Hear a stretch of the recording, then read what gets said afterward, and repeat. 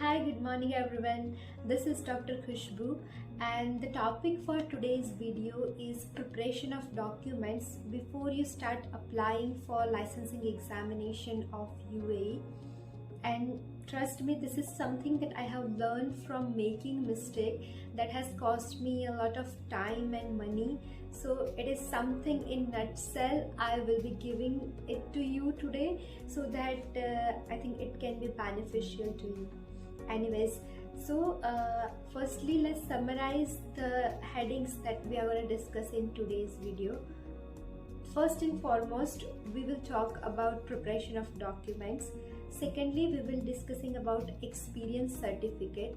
The third important document we will talk about is the good conduct certificate, and the last one is about the personal identity document. Okay, so to commence with, I would firstly like to brief about the procedure of exam booking so that you understand the importance of today's topic of discussion. For booking of any of this licensing exam, firstly you need to take a self-assessment which will tell you that whether you are eligible to appear for this exam or not. Afterwards, say if you are eligible, you will go for the verification of your document, which is termed as PSV, primary source verification, and it will be done by a specific dedicated company that is known as Dataflow. So we will be referring to the entire procedure of PSV by the name Dataflow, and if your documents are verified, you are good to go for exam. However, for DHA exam, you can do both of this procedure hand in hand and simultaneously, and I think that's a good part because it can save you a lot of time. Alright, so why I am discussing this topic with you today is that I have submitted few documents for primary source verification, and the estimated time for result analysis is around 15 to 20 days.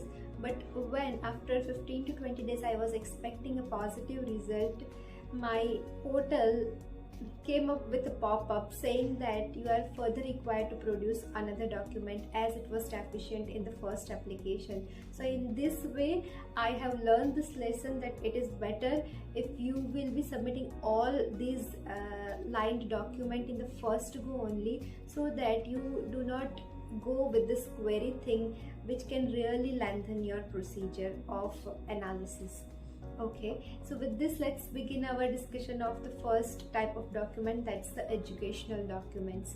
By saying the word educational documents, I mean you should have all the related documents of your undergraduation as well as post-graduation training. Firstly, you must have the mark sheets of all the years with you. Secondly, you must have the internship training certificate as well as internship completion certificate.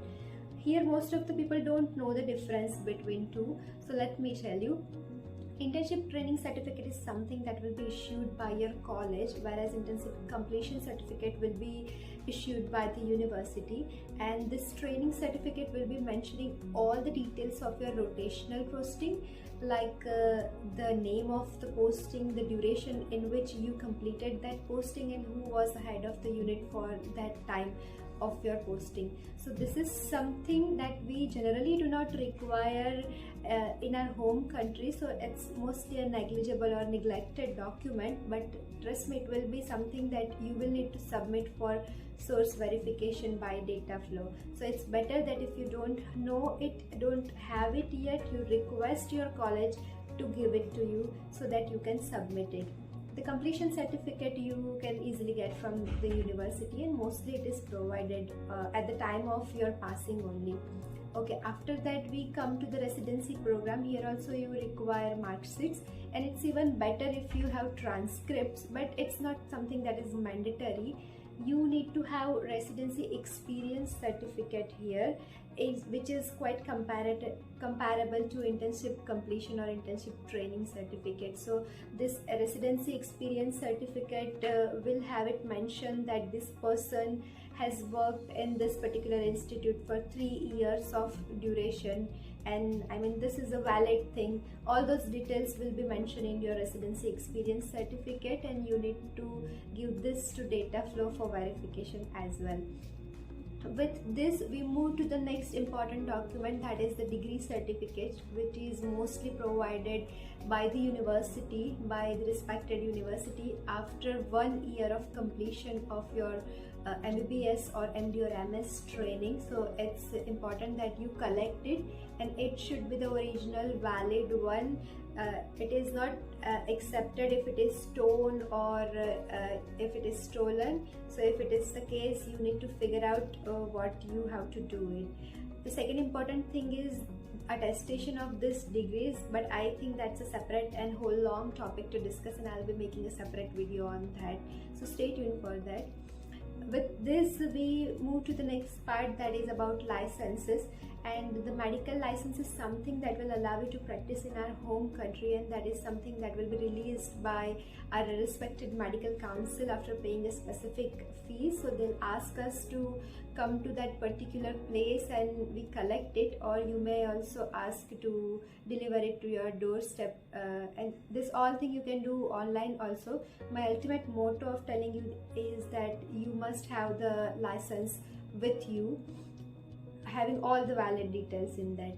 Okay, so this was in brief about the educational documents, primarily mark sheets, their training certificates and experience certificate of educational journey. The degrees and the licenses are 5 important documents you must have. With this, let's move to the second point, that's discussion of experience certificate. So as per the requirement mentioned in the PQR, they say that if you are applying for GP, 1 year of internship or houseman job is compulsory, and after that you must have 2 years of experience in the mentioned specialty to be able to apply for GP doctor as a GP doctor in UAE. And for specialist, they have said that you will need 3 years of continuous experience post completion of your post graduation. Each and every word is very important. So there should not be any large gaps in your experience, and minimum of 2 years of experience should be recent. The small gaps are considerable, but it should not be very large gap, and you should be able to explain it if it is there. Talking in detail about gap is also again a very large topic, and we might be discussing it later sometime in different video. Anyways, in the initial days there was a concept of specialist under observation terminology, which allowed you to practice even you have the experience of 2 years and not 3 years. But nowadays that concept has gone, and that terminology has been revised to specialist only, so it's mandatory to have 3 years of experience. Okay, so yeah, here one thing I need to clarify, that it's totally fine if that job was of a limited duration. I mean, even 1 to 2 months of job, it's totally fine. If it's even fine if it was unpaid job, like you work for some charitable hospital. Anything is accepted if you can produce a valid document from HR department saying that this particular person has worked with this organization for this duration at this designation. That document, which is signed and stamped by the authorities and dated properly, I think that document is acceptable, and I request you that you collect all the experience certificates, because I know I have felt that it is really difficult to get these documents from private hospitals, but you must do your ground level work to get it, because it is one of the mandatory document in the primary source verification. Okay, with this we move to the next important document, that is known as good conduct certificate, and it has to be produced from the medical council of your degree certification and not from the employer. The valid one is from the medical council. So for that you need to go online on the website of your medical council.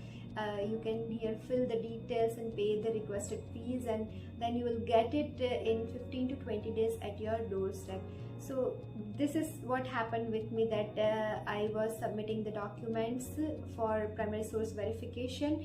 Every document I was having in my hand, and later they asked to upload the GCS, the good conduct certificate, but at that very moment I was not having the same in my hand. So at that very moment I started applying for a good conduct certification from my medical council, and later I came to know that it will take 15 to 20 days to deliver to me, and only after that, only after getting that, I'll be able to start my source verification. So it cost me a delay of 15 to 20 days, where I was almost prepared to start that thing. So that's why I am telling you that it is better if you have watched this video and if you have already done your work of obtaining this good conduct certificate in advance. Okay, one more thing about good conduct certificate is that it's only valid for 6 months. So when you are, totally prepared to start your procedure, 1 month before only you go for this application and you get it, because it has to be less than 6 months old, otherwise they'll ask you to come up and show the other one, the most recent one. So you may have to reapply for the same with your medical council. So this was about good conduct certificate, and coming to the last but most important point is about your personal identity document. And as we know that passport is our main personal identity document, so first of all it should be valid passport, it should not be expired. Secondly, it should be having the updated name. Why I'm saying you the term updated name, because mostly for female candidate it happens that their name change after marriage. So there any discordance between the names in your passport and in your educational documents, the query will again come in the Dataflow report. So it's better that you do homogenization of these names in all of your documents. If you have enough time in your hand, what you can do is you can ask your medical council to change the name in all your educational document. And yeah, sure, certainly it will be a little bit expensive on your pocket, but trust me that that step will be helpful to you for the next entire journey, because the name in your passport, which is the latest passport, and all the educational document will now be matching. Otherwise, what happened with me, that I submitted documents for source verification, and all those educational documents were having the maiden name, and my passport was updated with my after marriage name. So there came the query, and for that I need to give declaration by filling the name change declaration form and submitting my marriage certificate. So it's better that if you have homogenized these things beforehand only, so that you do not need to process this entire thing again, and definitely again it's going to cost you time. One last thing I would like to tell you, that you get all these documents ready as computer scanned, because mobile scan most of the time they are not accepting, or the queries will keep on coming. And if you have computer scanned it once, it will help you till the day you get the offer in whichever hospital, because ultimately your offer letter will also be asking you to come up with all the computer scanned documents. So it's better if you have already done it before. So this was in brief about the preparation of documents before you start the application procedure for the licensing examination. I hope your doubts have been cleared. And yeah, thank you for watching this video. Thank you for all your support, and keep loving us, keep growing us. Have a nice day.